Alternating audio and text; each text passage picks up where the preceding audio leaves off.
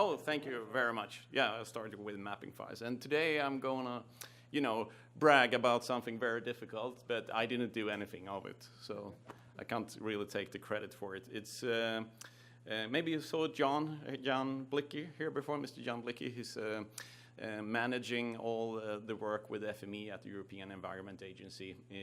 They have the head office in Copenhagen, and it's a European Union authority that governs environmental data sets from all the countries in Europe.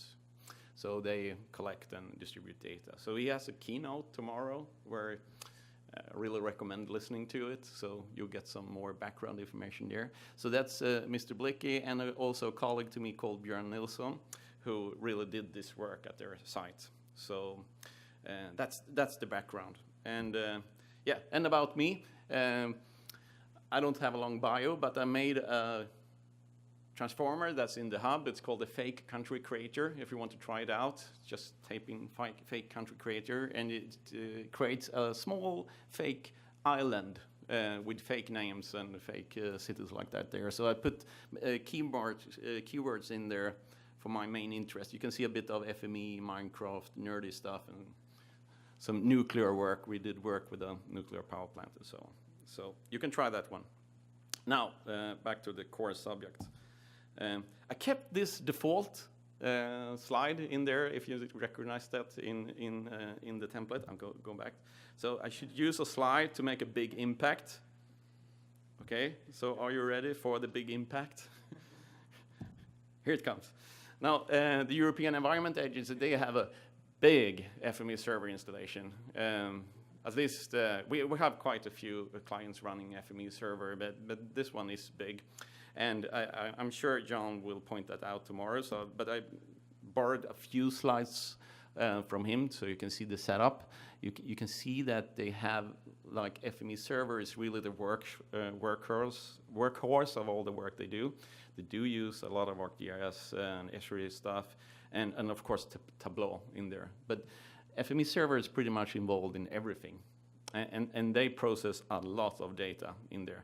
And so this is really what they do. They collect and deliver data from several different countries. And you can see it's, quite a lot of data sets. And they set up services that are public, both for, it's for metadata, it's for complete data sets. There's a lot to find there if you go onto their sites. It's actually really impressive. Both for download and so on. So it is a pretty massive installation. And the background to this, I took this illustration of the FME server architecture from the documentation, and just to understand the setup they have. In their production environment, they have a 16-engine installation running there. So that's below there. They really have 16 engines going. Doing quite a lot of work. As you can see, they have like 8,000 to 10,000 jobs running per day. And this can be very different. It can be long jobs, and it can be short jobs. It can be jobs running a really long time. And they also use different techniques in FME server. It can be scheduled work, it can be normal downloads, it can be streaming services. I just assume most of you are familiar with the different concept here if you come to this presentation. So some of them are synchronous and some of them are asynchronous in there. So, but what they experienced, as you can see, it's a pretty massive load on this. And from time to time, they experienced this, that it became unresponsive, this solution. It seemed to clog up during the days. And this could be more or less about random times, I would say, maybe days between this. And that's, the requests were simply piling up on the FME server core, the work's going in there. So that was the main problem. And my colleague, Björn Nilsson and John Bliki, they decided, let's really figure out what the reason is. You know, you can have a general idea that it's overloaded. You can say that, but what does that really mean? But the first thing they did, you always solve this around responsiveness with just restarting the entire thing. Then it was okay again. So that was the first quick fix. So they set up a plan for this and started working with this. And the first thing, of course, they suspected this had to do with the threads, the number of connections really to. Because the first thing that's being hit is the Apache Tomcat in the solution. So it's something there that is clogging up. And there is something called threads in network stuff there. So really a connection in the network. So what they started with was to tweaking the Tomcat settings in there. So there is a setting that you can allow more active threads in the Tomcat. So they started tweaking that and also added more RAM. Adding more RAM is, it's the general solution to get things working. More memory solves everything. More and faster memory. So it helped. It did work, make it better in this solution, but it was not totally reliable. So they started investigating even more. And Björn, my colleague, he's more of an IT guy. He has a background in developing stuff like his own programming languages and compilers and stuff like that. So he's not really, he knows FME server architecture very well, but he's not a workspace author, if you see what I mean. So he started doing things that I don't understand all of the terms in this, if you go to the network protocols and so on. But there is a way to turn on logging in Tomcat. There is something called the servlet manager. So they turned that on and did some more deeper analysis of what was happening. And they could conclude that it was, long-running data streaming jobs that were kind of trapped in this thread. And it's connected to the firewall, because the firewall do have timeout settings when something doesn't happen. And this is pretty, it's not really the stuff you find in normal FME server documentation, I suppose. It's something a nerd like Björn enjoys, looking at network protocols and so on. So there is really a timeout in the firewall. I think it was like 30 minutes set in their environment there. So that meant that the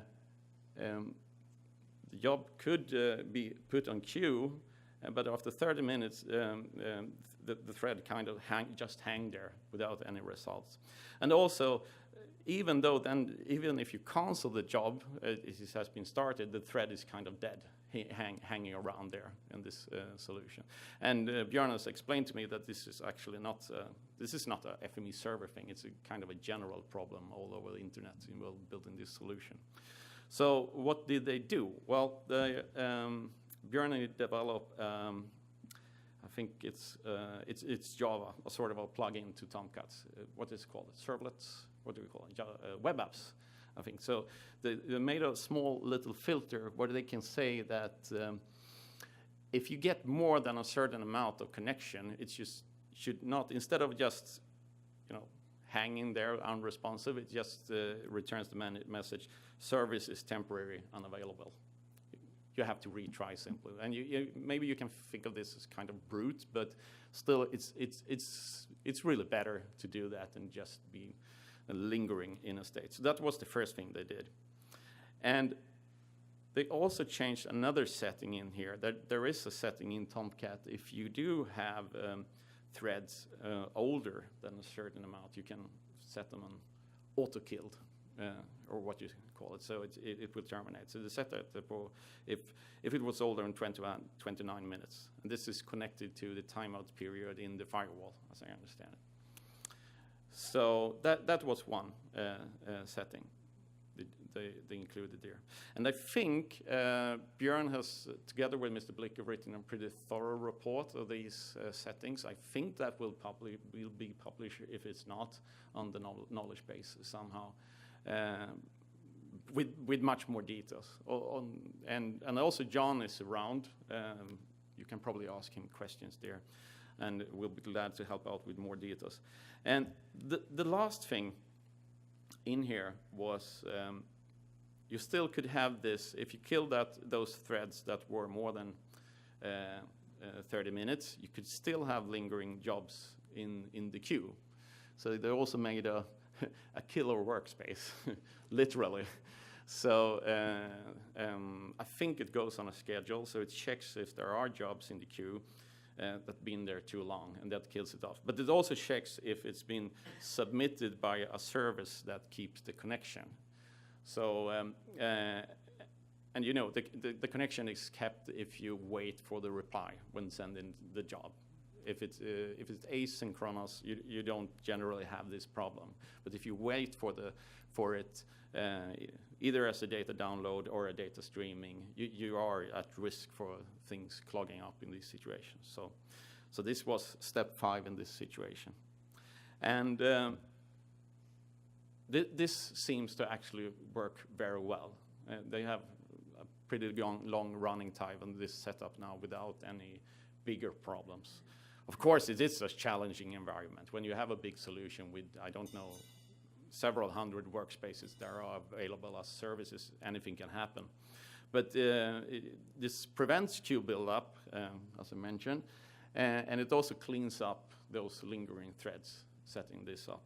And it also cleans up those jobs that otherwise would run, but no one would really receive the result in this case. So that's the setting up there.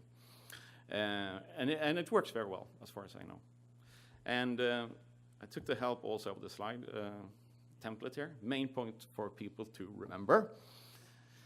And you know, I have this FME server Pro certification also, but you know, it's really focused on FME server. And to manage and run an environment like this, it's really important with this IT knowledge, this deep IT knowledge. You need someone in a project like this to really monitor and take care of that. I think that's the main lesson. Even if we feel like superheroes when we got our certifications, I mean, details of network protocols and so on, it's important. And also, I really appreciate the cloud where you can, you know, you don't necessarily have to take care of this, but they have this big situation. So there is I have a small thank you here, especially to Mr. Bliki and Björn. And I really recommend listening to Bliki's I think he has a keynote actually tomorrow about this. And I also want to finish, as you see, there is a totem pole in this picture.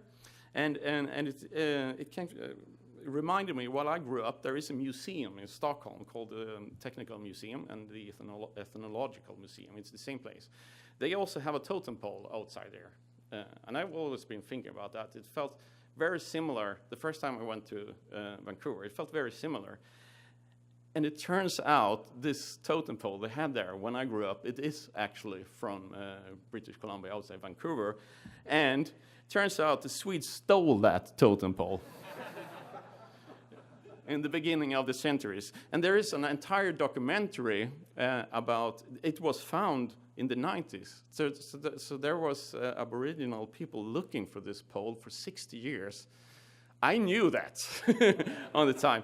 But they managed to find that, and in 2006 it was delivered back, and they made a copy of it in there, because there is a very important tradition where they leave these totem poles at some sort of totem pole graveyard. I also appreciate the fact that it got lost, even if it's called GPS Golox pole in there. But I found this quite fascinating. So there is a documentary on the National Film Board of Canada. You can Google this story. But we are nice guys from Sweden. We did return it, even if we installed it there. So that was a short one.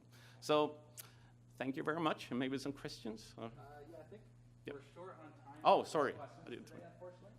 So we can talk afterwards. Yeah, we yeah. can talk after we pull any questions just out into the lobby. Yeah. Thank you. Oh, okay. Yeah.